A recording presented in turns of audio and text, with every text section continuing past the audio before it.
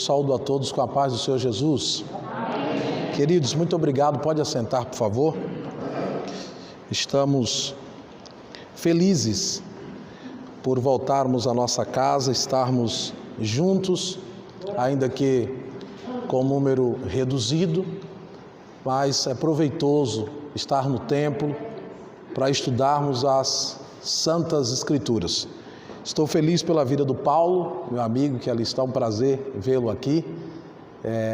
Há tempos que ele havia prometido para nós estar conosco e hoje aprove Deus que ele veio cooperar conosco. Amados, a partir dessa terça-feira nós vamos começar, com a bênção de Deus e a assistência do nosso pastor, uma série de exposições sobre heresias, movimentos contraditórios, assunto muito pertinente para os tempos que nós estamos vivendo, tendo em vista o crescente número de movimentos evangélicos no nosso país e como também os vários movimentos que são contraditórios às Escrituras que surgem a partir desse número crescente de instituições, entre aspas, denominadas evangélicas na nossa nação, o que tem trazido um sério problema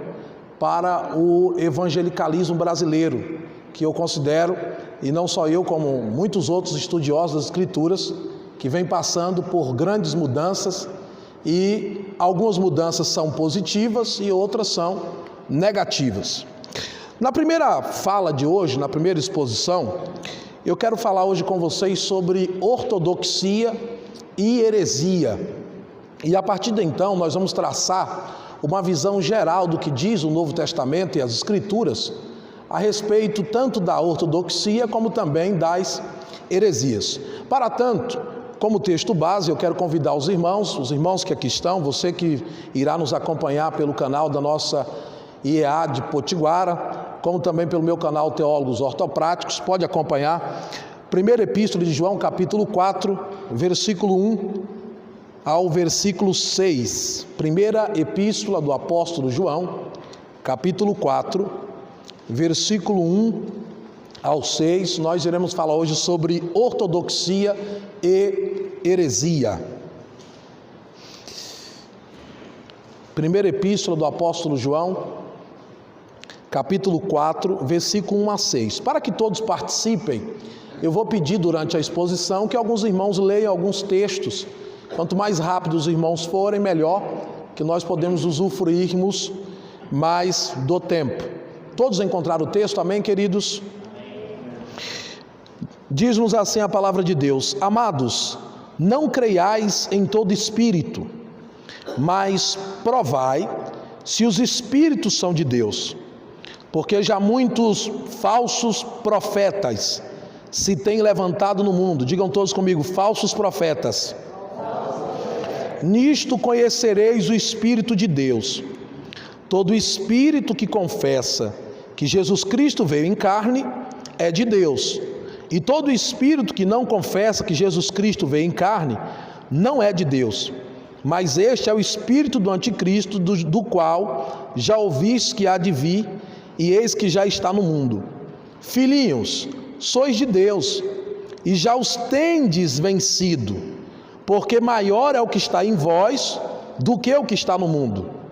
Do mundo são, por isso falam do mundo, e o mundo os ouve. Nós somos de Deus. Aquele que conhece a Deus ouve-nos. Aquele que não é de Deus não nos ouve. Nisto conhecemos nós o espírito da verdade e o espírito do erro. Digam todos: o espírito da verdade e o espírito do erro.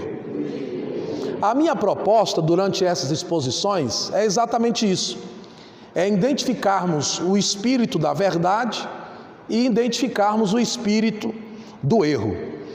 Como eu disse aos irmãos, nós vamos começar uma série de ensinos e mensagens baseada nessa temática: seitas e heresias, o evangelho que nós não podemos aceitar, um evangelho falso que nós temos que rejeitar de acordo com a ortodoxia bíblica.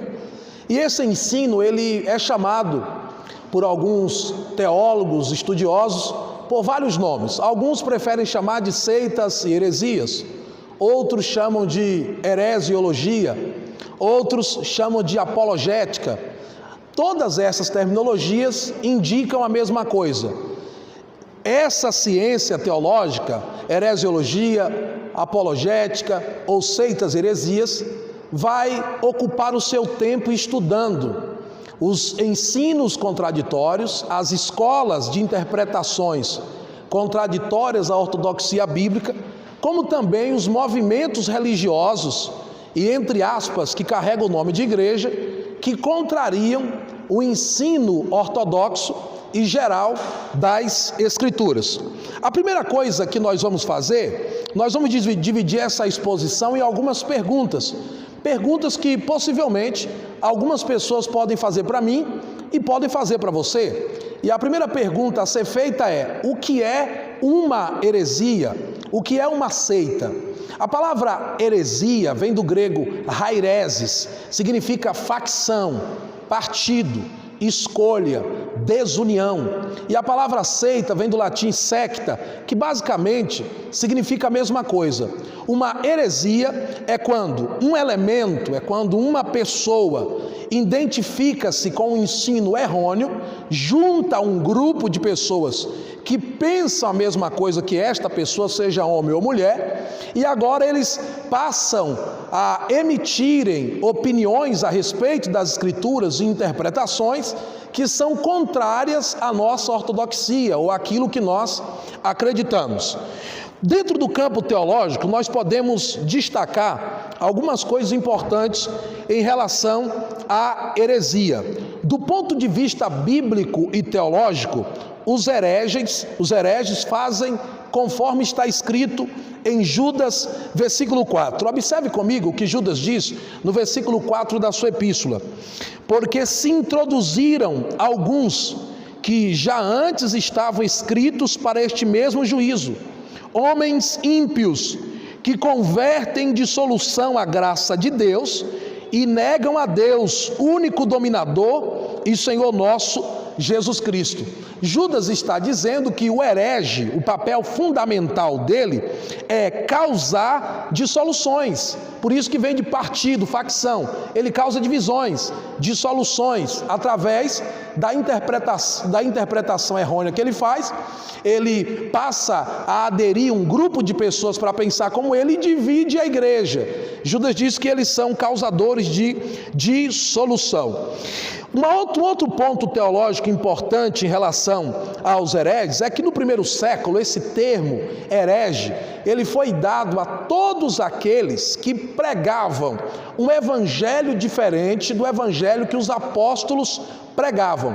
E para isso eu vou contar com a ajuda dos irmãos para nós entendermos alguns textos. Quem pode ler, por favor? Segunda epístola do apóstolo Pedro, capítulo 2 e o versículo 1. Um irmão vai ler segunda epístola do apóstolo Pedro, capítulo 2, versículo 1. Outro irmão vai ler segunda epístola do apóstolo Paulo aos Coríntios, capítulo 11, versículo 3 e 4. Versículo 3 e 4. E um outro irmão vai ler Gálatas, capítulo 1, versículo 6 a 8. Vejamos o primeiro texto. Segunda epístola do apóstolo Pedro, capítulo 2, versículo 1.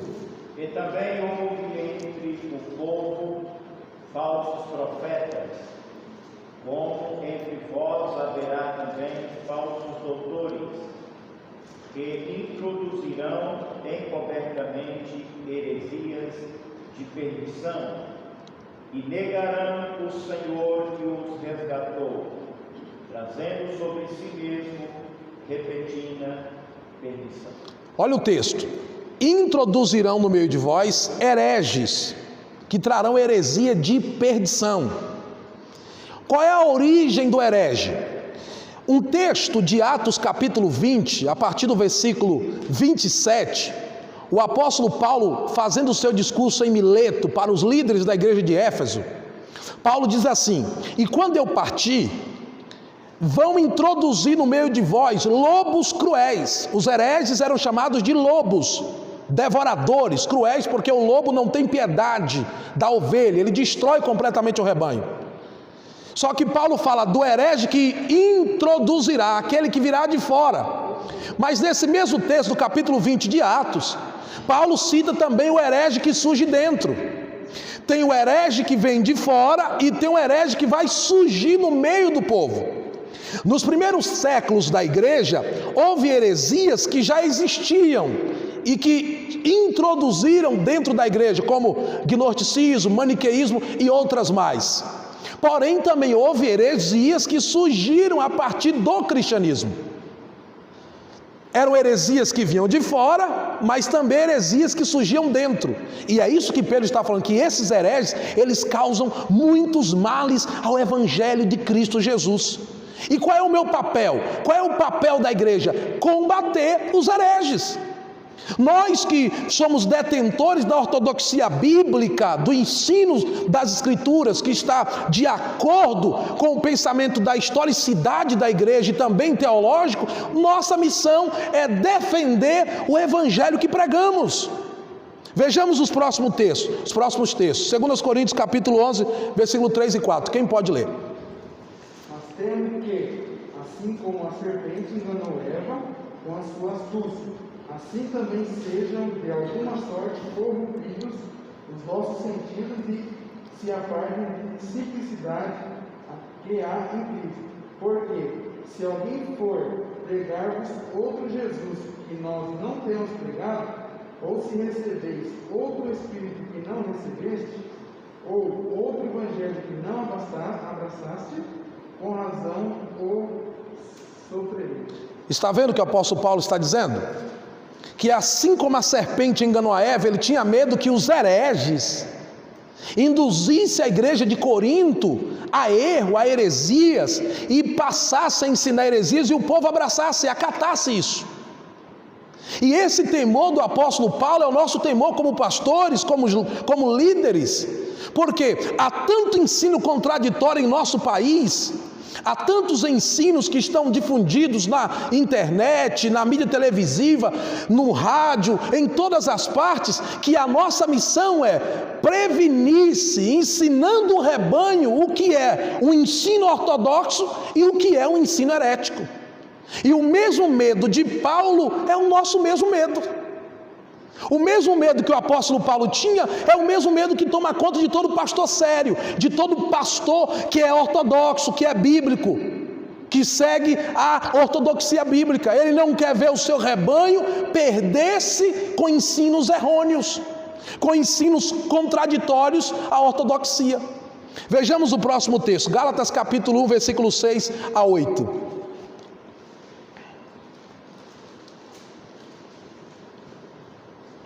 Maravilho-me de que tão depressa passeis daquele que vos chamou a graça de Cristo para outro evangelho, ao qual não é outro, mas há alguns que vos inquietam e querem transtornar o evangelho de Cristo. Mas ainda que nós mesmos ou um anjo do céu vos anuncie outro evangelho, além do que já vos tenho anunciado, seja anátema. Maldito. Olha o que Paulo está dizendo. Eu estou maravilhado, irmãos da Galácia, que vocês tão depressa estão deixando o evangelho que ensinamos para vocês, para irem para outro evangelho. Aí Paulo vai fazer um trocadilho de palavras gregas.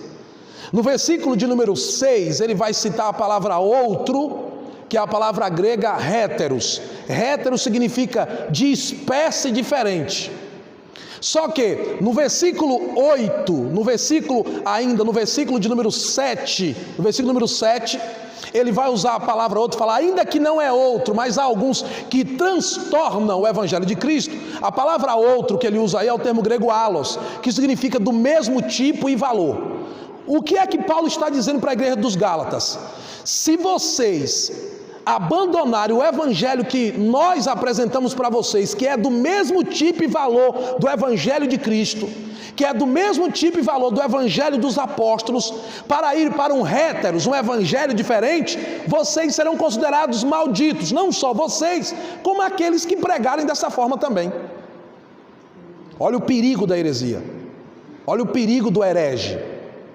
Você deixar o evangelho de Cristo, porque qual é a diferença, amados? Há muitas pessoas que pregam acerca do evangelho. Pregar acerca do evangelho é uma coisa, agora pregar o evangelho é outra. Então você está vivendo daquilo que as pessoas te dizem acerca do evangelho, ou está vivendo o evangelho? É essa pergunta que nós devemos fazer. Nós estamos vivendo aquilo que nos é ensinado acerca do evangelho, ou vivendo o próprio evangelho de Cristo? A segunda coisa que nós precisamos definir para entender a diferença entre ortodoxia e heresia é a doutrina. O que é doutrina? Qual é a origem da doutrina? Eu me lembro que antigamente os nossos cultos de ensino chamaram culto de doutrina. Mas o que é doutrina? A palavra doutrina vem do grego didascalia, que significa instrução, aprendizado, ensino. Doutrina é instrução, aprendizado, ensino. Por que é chamado de culto de doutrina? Porque é o culto do ensino, o culto do aprendizado. É o culto onde o cristão gastará um tempo para olhar as Escrituras pacientemente, sem pressa, e procurar aprender com elas. Agora nós devemos olhar e analisar 3 coisas importantes em relação à doutrina. A doutrina, ela pode advir, ela pode surgir de pelo menos 3 fontes. A primeira fonte da doutrina é a doutrina bíblica, é a doutrina ortodoxa. O que é ortodoxia? Deixa eu explicar para vocês. A palavra ortodoxia vem do grego ortodoxo, significa dogmas, sistemas de ensino, conceito de ensino. Então todo ensino que foi nos passado por Cristo e pelos apóstolos, nós chamamos de ortodoxia. Nós somos cristãos ortodoxos porque nós cremos na ortodoxia do ensino geral das Escrituras. O nosso ensino, ele vem de Cristo e vem das Escrituras. Vem dos apóstolos, Atos 2:42, e perseveravam unânimes no partir do pão, na comunhão, na oração e na doutrina, didascalia, no ensino dos apóstolos. Essa doutrina dos apóstolos é a nossa ortodoxia, é o que cremos, é o que acreditamos, é o que nós temos por verdade, que está apresentado nas Escrituras. Então a primeira fonte de origem da palavra doutrina é a doutrina de Deus, é a doutrina de Cristo, é a doutrina bíblica. Vejamos o que a Bíblia diz a esse respeito. Mateus capítulo 7, versículo 28. Vamos ler a Bíblia, esse barulho é maravilhoso. Mateus capítulo 7, versículo 28. Outro irmão vai ler João capítulo 7, versículo 16. Outro irmão vai ler Tito capítulo 2, versículo 10.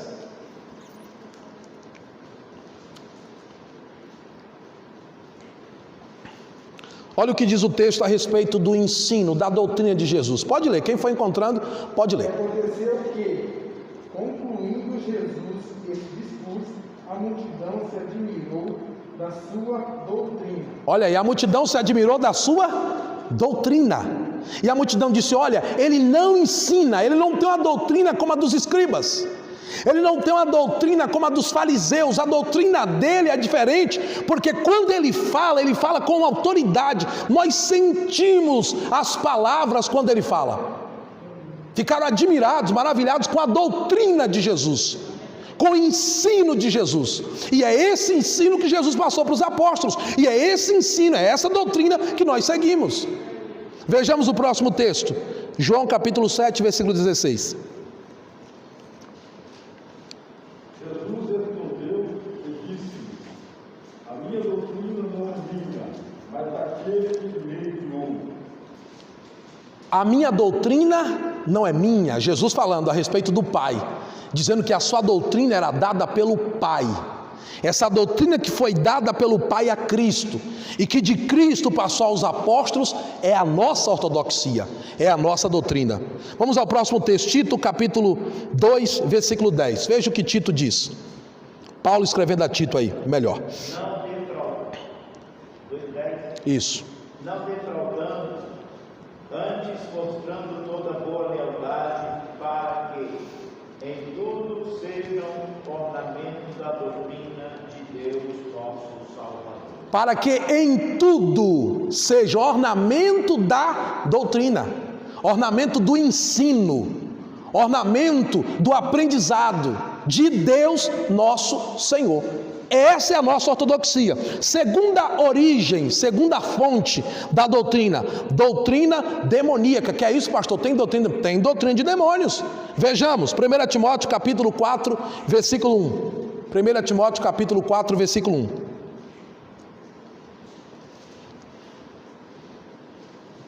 Doutrina demoníaca. Primeira doutrina, doutrina bíblica de Deus e de Cristo. Doutrina ortodoxa.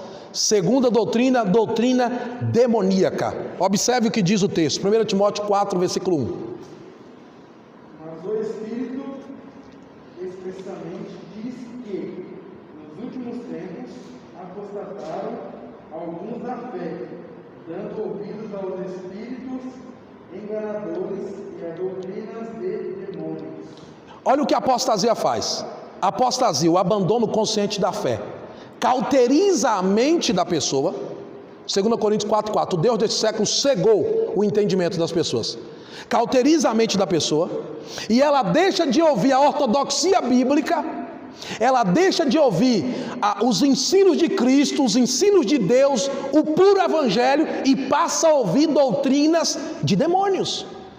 Há muitos homens que estão nos púlpitos do Brasil, há muitos homens que estão nos púlpitos do mundo, grandes movimentos que, quando abrem a boca, falam poderosamente, têm uma eloquência absurda, que chama a atenção de multidões e atrai para si um grande número de fãs e adeptos e discípulos que não têm na sua boca a doutrina de Deus, a doutrina de Cristo.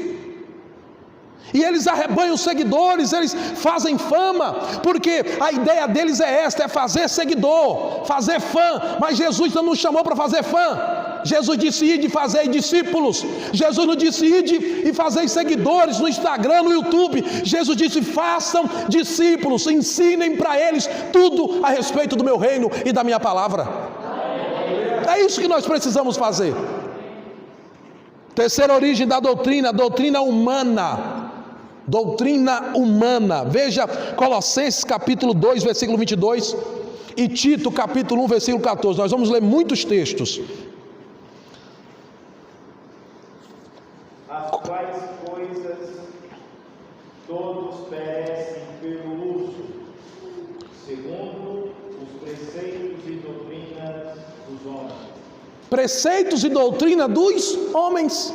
Os homens também elaboram suas doutrinas. Há muitos ensinos, doutrinas que circulam no evangelicalismo brasileiro, que são ensinos e doutrinas humanas, que não são divinas, que não são oriundas das escrituras, são meros pensamentos de interpretação da cabeça humana. Veja Tito capítulo 2, Tito capítulo 1 e o versículo 14, vejamos.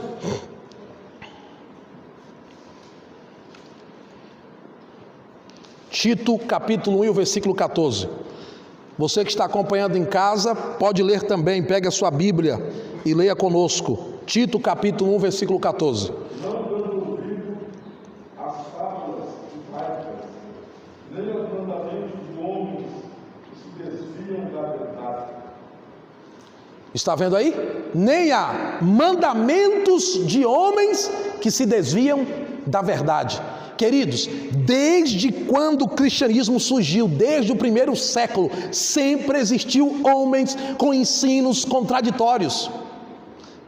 Eu passaria a noite aqui elencando para vocês todos eles, desde Ário de Alexandria, Paulo de Samósata, e tantos Eutiques, Apolinário, Nestório e tantos outros, que causaram dissensões, heresias e grandes males para a igreja, mas Deus sempre levantava um homem cheio de autoridade das Escrituras, um homem cheio do poder do Espírito Santo, que com a verdade convencia o povo a voltar para a ortodoxia bíblica. E aprove a Deus que você seja o cristão decidido a defender o evangelho que você prega, o evangelho que você acredita, o evangelho que você crê.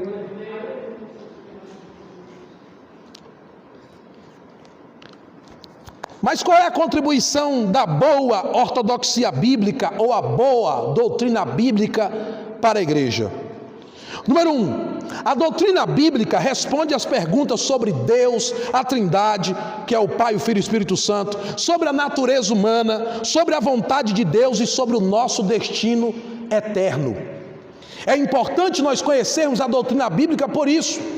E aliás, não são somente os pastores que devem conhecer a doutrina bíblica. Todo membro, todo cristão deve ter paixão e amor por conhecer a doutrina bíblica.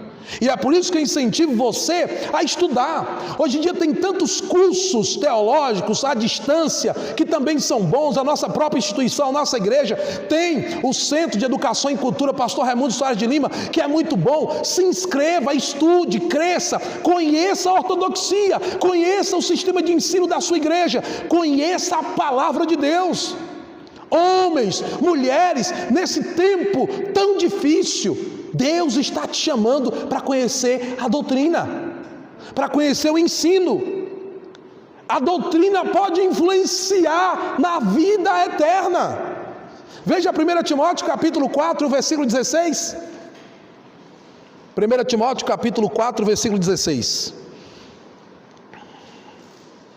Tem cuidado de ti mesmo da doutrina, continua nele deveres, porque fazendo assim, salvarás tanto a ti mesmo como os que te Tendo cuidado de ti mesmo e cuide de você, mas cuide do seu ensino. O lobo, ele não tem preocupação com o ensino. Ele não se preocupa com o que ele vai ensinar, sabe por quê? Porque o propósito dele é enganar o seu público, é atraí-lo para através dele locupletar, enriquecer, ficar famoso, fazer nome. Ele não tem preocupação, ele não cuida nem dele nem do ensino. Mas valorize uma igreja bíblica ortodoxa, um pastor sério que se preocupa em não ensinar heresia, que se esmera, que estuda para dar o melhor das escrituras, que se prepara, que se dedica às escrituras para trazer um ensino sadio, verdadeiro, conforme essa doutrina, porque ele está cuidando dele, cuidando da doutrina e cuidando do rebanho de Deus. Segunda coisa, qual é a contribuição da boa ortodoxia bíblica? Qual é a contribuição da boa doutrina bíblica? Número 2, o conhecimento e a prática da doutrina cristã nos protegem contra a heresia. Geralmente o lobo, se você estudar um pouquinho a zoologia e ver um pouquinho das alcateias, os grupos de lobos, você vai perceber que geralmente os lobos atacam. Se for cervo ou qualquer outro animal, ele escolhe dentre o rebanho os mais frágeis, os mais fracos, os mais debilitados. Às vezes eu gosto de brincar com as pessoas: você já tomou vitamina B hoje? Que agora o pessoal está preocupado com vitamina D, vitamina E, mas e vitamina B, você já tomou hoje? Vitamina B, Bíblia. Você já começou o dia com a Bíblia? Já começou o dia com a vitamina B de Bíblia ou com a vitamina C, que você já sabe qual é? Não é a C da laranja, é a C de celular. Bíblia. Por quê? Quando você conhece a Escritura, a palavra de Deus, um herege não te engana. Mas eu muito me admiro quando encontro cristãos de 20, 30 anos que estão comungando da nossa comunidade de fé, que estão conosco na igreja e que ainda são interpelados e que ainda têm dúvidas se Jesus é Deus ou não, que ainda têm dúvidas se o sacrifício de Cristo foi suficiente ou não, que ainda são levados a pensar se deve guardar esse dia ou aquele outro dia. Isso é falta de quê? Falta de conhecimento bíblico. Passou a era medieval, a Idade Média, aquele tempo que só os clérigos, bispos e os cargos mais elevados da igreja tinham acesso às Escrituras. Valorize a Bíblia que está na sua mão. Há países em que os cristãos da cortina de ferro, os cristãos da janela 10x40, eles trocam folhas, eles não podem ter os 66 livros inteiros, Então um lê uma folha escondido, porque se forem pegos, podem serem mortos. E você tem a Bíblia na sua mão, você tem toda a ortodoxia necessária em suas mãos. Leia a Bíblia. Lord Thompson diz que a leitura da Bíblia já de si é uma educação. Só de você ler as Escrituras, você já está sendo educado moralmente, educado socialmente e educado espiritualmente. Quando nós lemos as Escrituras, ela nos transforma, e quando ela nos transforma, nós também transformamos. Muitos livros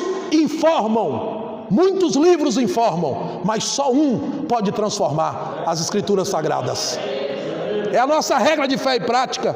Veja o que Paulo diz em 2 Timóteo capítulo 2, versículo 15 ao 18. 2 Timóteo capítulo 2, versículo 15 a 18. Tire do seu pensamento que estudar a Bíblia é coisa para teólogo, é coisa para pastor. Estudar a Bíblia é coisa para cristão, que tem compromisso, que é comprometido com o Evangelho. Um cristão sério e comprometido estuda as Escrituras. 2 Timóteo capítulo 2, versículo 15. Procura apresentar-te a Deus aprovado, como obreiro que não tem de que se envergonhar, que maneja bem a palavra da verdade, mas evita os falatórios profanos, porque produzirão maior impiedade, e a palavra deles roerá como gangrena, entre os quais são Himeneu e Fileto, os quais desviaram da verdade, dizendo que a ressurreição era já feita.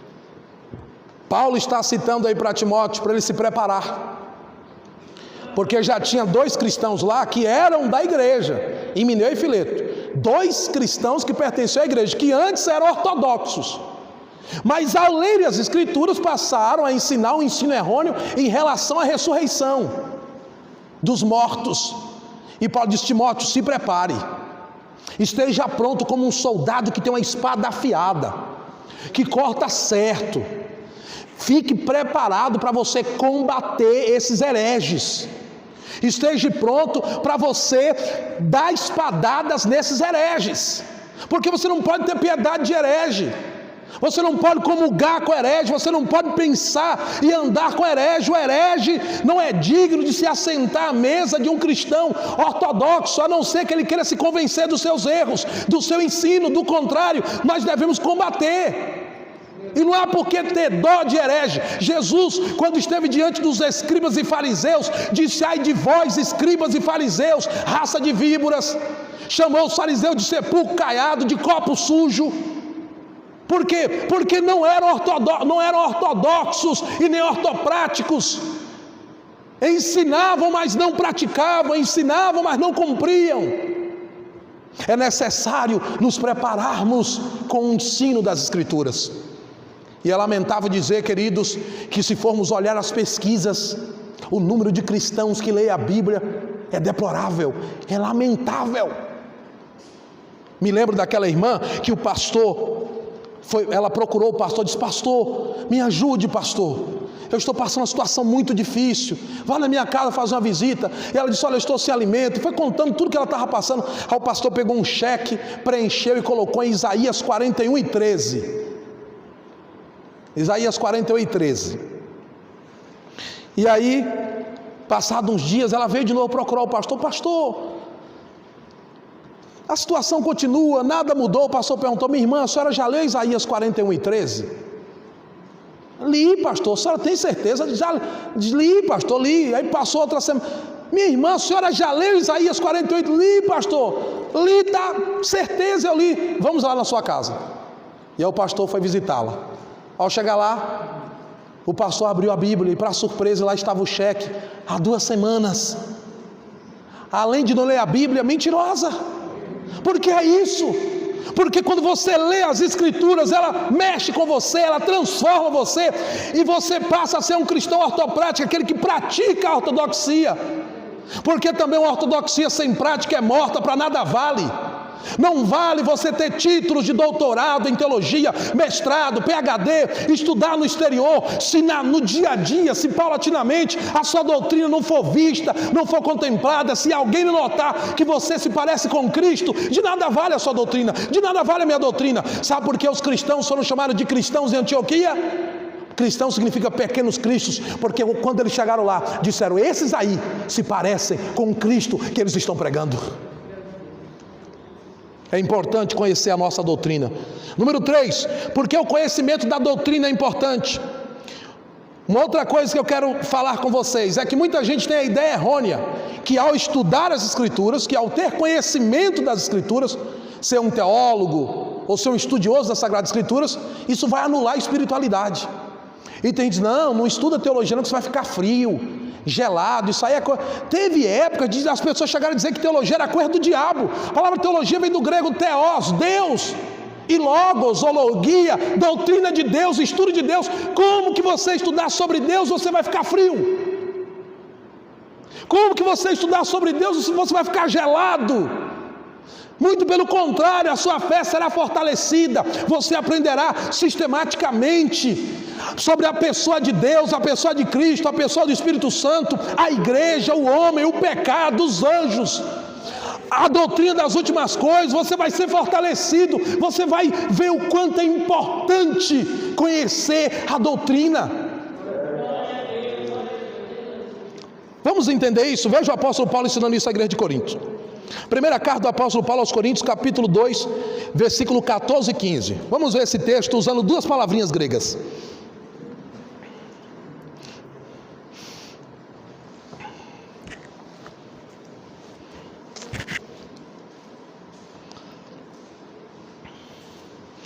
Primeira epístola do apóstolo Paulo aos Coríntios, capítulo 2, versículo 14 e 15.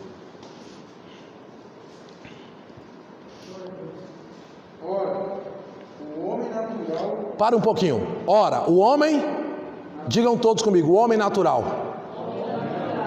Grave isso aí. Se você tiver com a caneta, risca isso na sua Bíblia. Homem natural.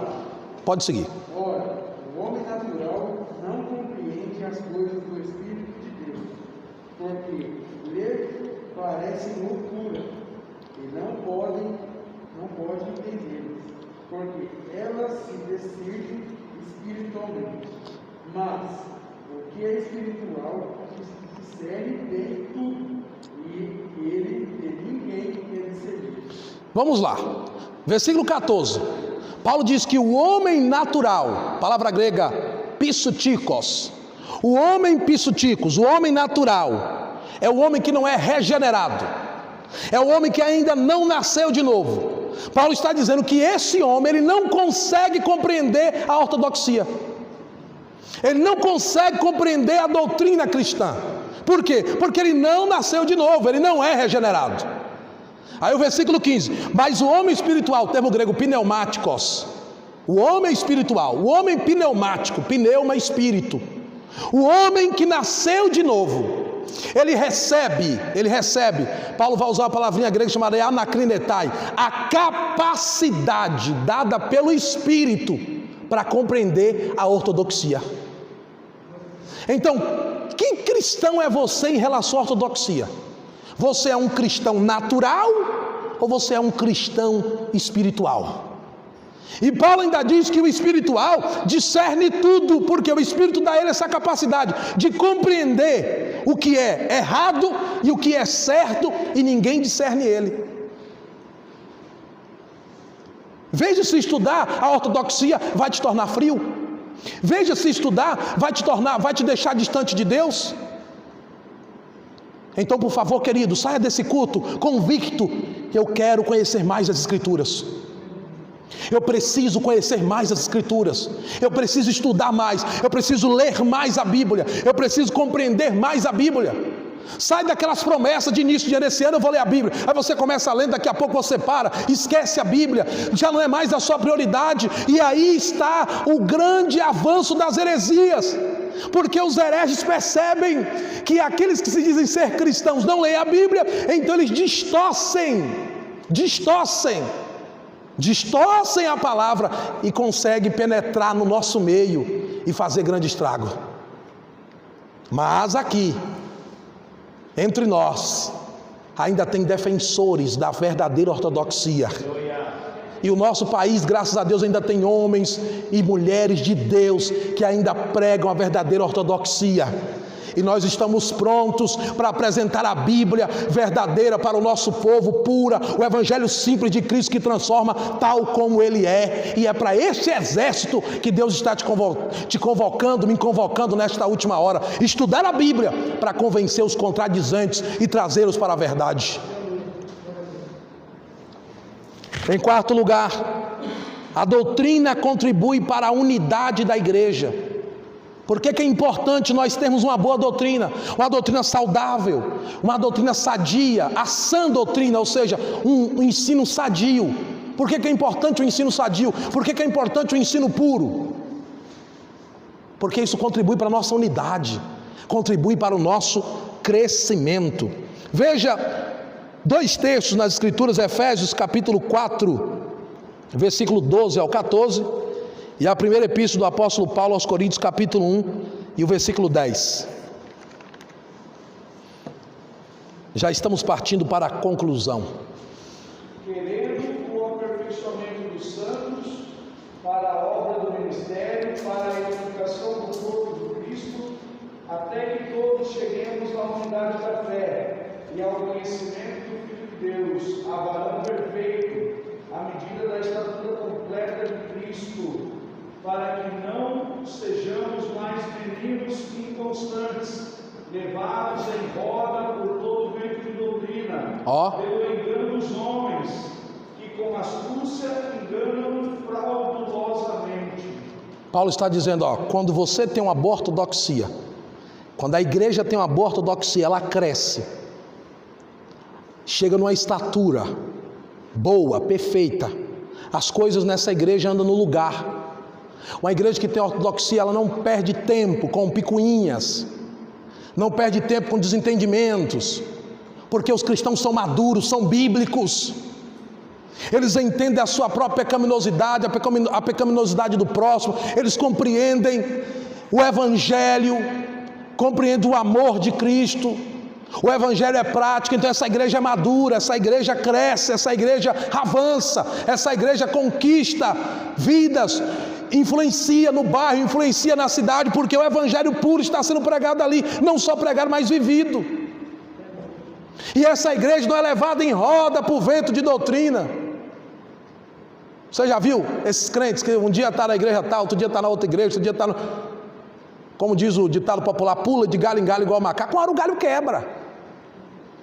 Uma hora talvez não tenha mais retorno. Pessoas que não têm uma maturidade cristã, que a gente chama de geração Nutelinha, esses crentes que eles não conseguem crescer na graça e no conhecimento de Cristo. Por tudo se ferem, se menosprezam, se autocomiseram, se distanciam. Fica 20 dias em casa, depois 20 dias na igreja, daqui a pouco 20 dias em outra igreja, 20 dias em outra. Ele não tem uma firmeza no Evangelho de Cristo, não cresce, não desenvolve, fica sempre anão, sempre raquítico. Por quê? Por falta de ensino, por falta de deixar que o ensino transforme, que o ensino mude, por falta de ortodoxia. 1 Coríntios capítulo 1, versículo 10. Vejamos o que o apóstolo Paulo fala a esse respeito para a igreja de Corinto.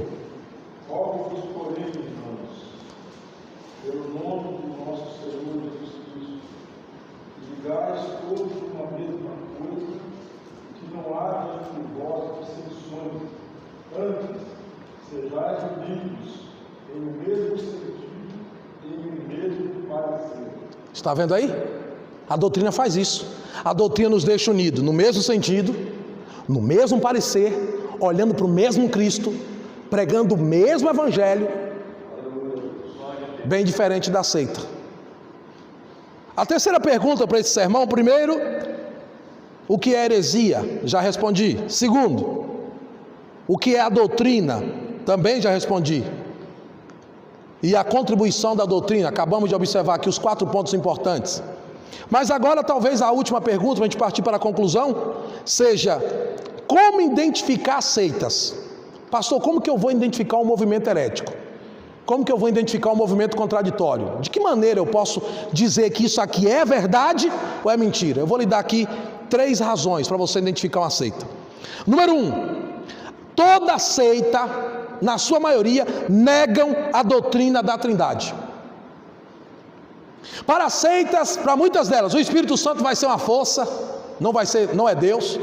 Jesus é um homem comum, ou quando não, é só divino, mas não é humano. Toda seita nega a Trindade. Nós vamos depois ver com mais amplitude esses temas.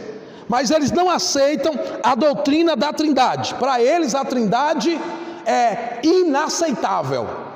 Não aceita o Pai, o Filho e o Espírito Santo. Ou são unicistas, outras vezes modalistas, mas não querem aceitar a Trindade. E outros têm interpretações errôneas a respeito da Trindade. Identificam a Trindade como 3 deuses, ou identificam como um Deus só. Então, primeira característica das seitas: não aceitam a Trindade, negam a Trindade. Você aqui crê na Trindade? Você confia na pessoa de Deus, do Filho e do Espírito Santo? Então você não é herege. A partir daí você já está mostrando a sua ortodoxia. Dizer ao contrário disso, você é um herege. Porque esse ensino está contido em todas as Escrituras.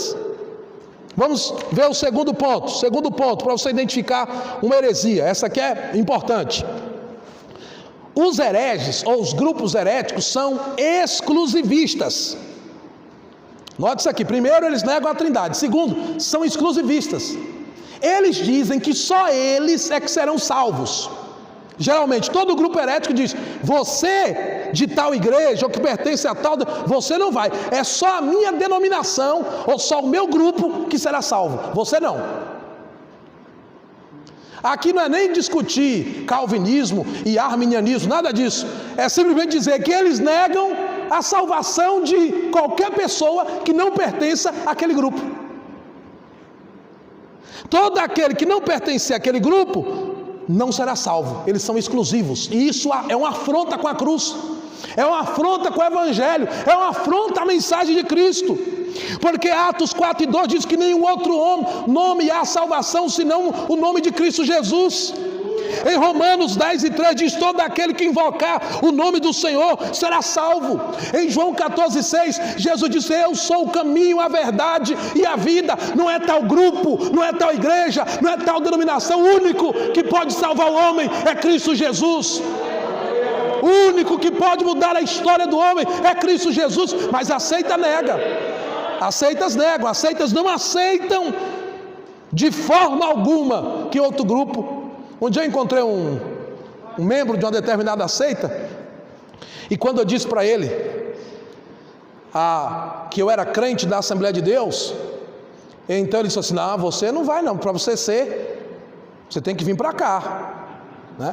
Você tem que vir para cá, porque se você não vier, você não vai, porque só já mostrou, já está predito, o nosso líder falou para nós, que só nós vamos, e os demais não vão não.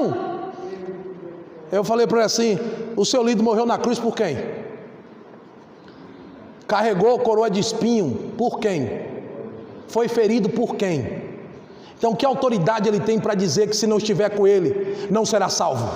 O único que pode salvar o homem é Cristo Jesus.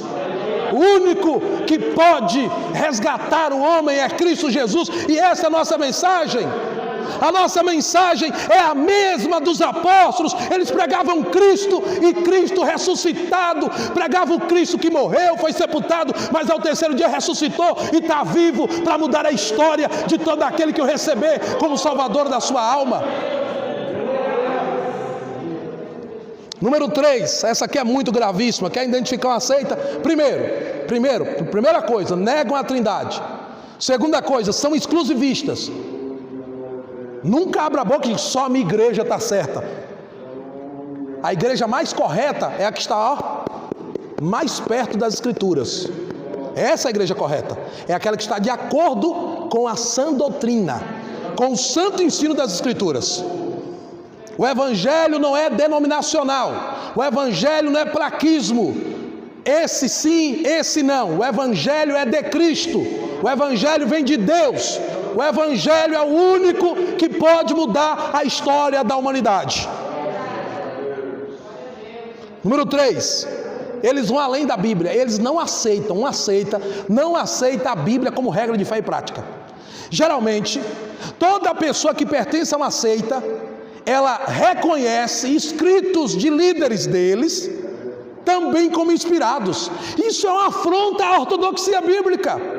Isso é uma afronta, por quê? 2 Timóteo 3,16 diz: toda a escritura divinamente inspirada. Esse termo grego aqui, theopneustos, significa respirado por Deus. 2 Pedro 1,21, Pedro diz: mas os homens santos de Deus falaram inspirados pelo Espírito Santo. Os autores originais da Bíblia, aqueles 45 homens que escreveram a Bíblia durante 16 séculos, eles foram inspirados pelo Espírito Santo a escrever esse texto. Não foi vontade deles, não foi produção mental, não foi invencionice filosófica, foi a mensagem do Espírito a eles para ser transmitida a nós. Só eles tiveram essa autoridade de dizer que estavam inspirados pelo Espírito Santo. O Espírito Santo nos ilumina, ele nos ilumina para nos dar compreensão, mas inspirado pelo Espírito, só os autores originais que receberam essa inspiração para escrever esses textos. E agora vim dizer que livro de doutor fulano, de doutor ciclano, é tão inspirado quanto a Bíblia? Heresia. Basta nós lembrarmos da Reforma. Os solas foram se construindo durante a Reforma. Primeiro sola da Reforma, sola Escritura, somente a Escritura. Somente a Escritura, toda a Escritura, somente a Escritura e toda a Escritura. Não é ensino de fulano, não é ensino de ciclano, é só o ensino das Escrituras que pode salvar o homem. É só quando essa palavra é aberta, não é a mensagem dos filósofos, não é a mensagem dos doutos, das mentes mais brilhantes que o mundo já conheceu, é a mensagem do Evangelho, a única que pode transformar o homem. A Bíblia é a nossa regra de fé. A Bíblia, somente a Bíblia é o que nós pregamos, é o que nós acreditamos. Sabe o que está faltando para a nossa igreja no geral, no Brasil? E eu louvo a Deus pelas pessoas que Deus tem despertado por todo esse país e fora dele também. Está faltando pregação bíblica. Prega-se tudo menos a Bíblia. É necessário nós trazermos de volta a Bíblia para o nosso culto, mas não é carregá-la embaixo do braço, é trazê-la para o centro do culto, é gastarmos mais tempo com ela, é darmos mais tempo, priorizar ela, que ela tenha primazia. Nada é mais lindo do que ver um homem cheio de autoridade de Deus, comprometido com a palavra, expondo as Escrituras para o rebanho de Deus. É uma visão mais linda que temos de contemplar alguém comprometido com a verdade do Evangelho, ensinando a verdade ao povo. Seja comprometido com as Escrituras, comprometa-se com as Escrituras. Para nós concluirmos, as seitas, além de rejeitarem, além de mutilarem a Bíblia, elas também mutilaram os nossos credos, mutilam os nossos credos. A palavra credo vem do latim creio.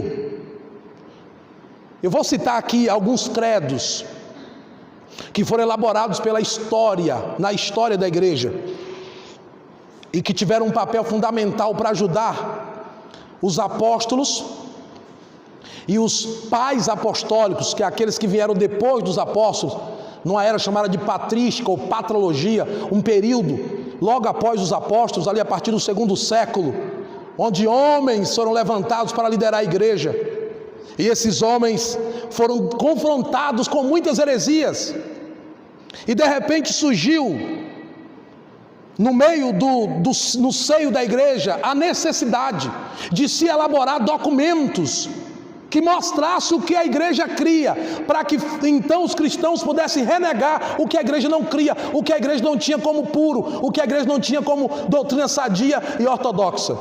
O primeiro credo que nós temos na história é o credo de confissão dos próprios hebreus. Deuteronômio capítulo 6 e 4, que é o Shema Israel Adonai Elohenu Adonai Echad, que é: ouve Israel, o Senhor nosso Deus é o único Senhor. Esse é o primeiro credo, primeira confissão de fé, é a confissão dos judeus ortodoxos até hoje, 3 vezes ao dia, eles recitam o Shema: ouve Israel, o Senhor nosso Deus é o único Senhor. Posteriormente, nós tivemos o credo dos apóstolos. O credo dos apóstolos é o mais antigo dos 3 principais credos da igreja cristã. Diz a tradição que esse credo foi formulado pelos apóstolos logo após a ressurreição de Jesus, e que cada apóstolo apresentou um artigo de fé. O texto mais antigo do credo apostólico é datado ali para o ano de volta de 700 depois de Cristo. E muitos eruditos creem que esse primeiro credo, chamado de credo dos apóstolos, o creio dos apóstolos, era usado no momento em que as pessoas iam batizar-se, seriam introduzidas ao cristianismo. O que dizia esse credo? Claro que eu não lerei todo, mas lerei partes. O credo apostólico dizia: creio em Deus Pai Todo-Poderoso e em Jesus Cristo, seu único Filho, nosso Senhor, que nasceu do Espírito Santo e da Virgem Maria, que foi crucificado sobre o poder de Pôncio Pilatos, morto e sepultado, ressuscitou ao 3º dia, subiu ao céu e está sentado à mão direita do Pai, de onde há de vir julgar os vivos e os mortos. Creio no Espírito Santo, na Santa Igreja, na remissão dos pecados e na ressurreição do corpo. Com esse credo, os crentes daquele segundo século, primeiro e segundo século, passaram a usar esse credo para defender-se das heresias. Eles olhavam para o credo e quando alguém apresentava um ensino que era contraditório, o credo estava lá. E então ele usava o credo para defesa. O segundo credo, muito importante na história da igreja, é o credo niceno-constantinoplano. Niceno, porque esse credo aconteceu, foi elaborado no ano 325 na cidade de Niceia, a pedido, uma reunião, um concílio que foi realizado a pedido do imperador Constantino, filho de Constâncio Clório. E nessa época, a igreja se reuniu para combater uma heresia terrível, chamada de arianismo. Ário foi um presbítero da mesma igreja de Alexandria, que no ano 318 passou a ensinar que Cristo foi a primeira criatura de Deus. Então, na visão de Ário, Cristo não era o Criador, ele foi criado. E então a igreja reuniu, ele leu Colossenses 1 e 14, e ele pegou a expressão primogênito da criação e entendeu que Cristo foi o primeiro de uma série de criações que Deus havia feito. E com isso Ário conseguiu arrebanhar 28 bispos para o lado dele. Então fizeram um concílio, reuniram-se 318 bispos, 28 eram arianos. E quando essa heresia foi apresentada, os bispos, que foi o primeiro concílio ecumênico, onde veio bispo de todas as partes do mundo para Niceia, gritaram: heresia, heresia, e Ário foi condenado como herege. E então eles criaram o credo niceno-constantinoplano, que esse credo, essa cidade de Niceia hoje é a atual cidade que fica na Turquia, chamada de Iznik, na atual Turquia, na província da Bursa. E esse credo de Niceia contém os principais assuntos do credo apostólico e novos elementos que auxiliaram a igreja na defesa contra os hereges.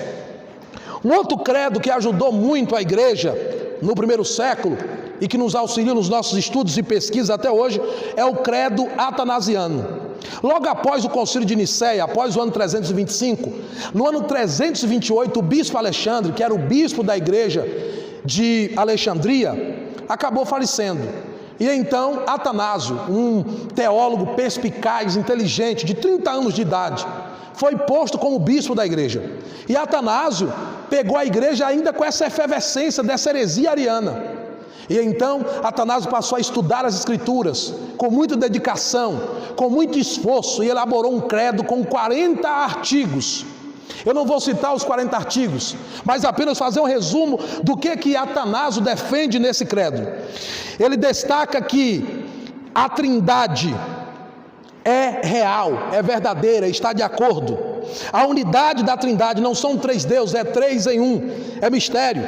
A divindade de Cristo e do Espírito Santo, a coexistência, a autoexistência e a pré-existência de Cristo, ele comprova tudo nesse credo e auxiliou e ajudou os irmãos daquele período a combaterem as heresias. As seitas negam os nossos credos históricos. As seitas negam aquilo que nós cremos. As seitas negam aquilo que nós acreditamos. E a nossa missão é defender. E defender como? Com as Escrituras. Somente a Bíblia é a nossa regra de fé e prática. Somente a Bíblia nos dá ferramentas necessárias para combatermos as heresias. Uma igreja que preza pelo ensino das Escrituras, esta igreja jamais será enganada. E é por isso que João diz: amados, provai se os Espíritos são de Deus. Provai. E aí João diz: o Espírito Santo vai te fazer entender o erro e a verdade, a heresia e a ortodoxia. E para finalizar, eu fecho com uma frase de Moody. Moody dizia o seguinte: ou este livro me faz evitar o pecado, ou o pecado me faz evitar este livro.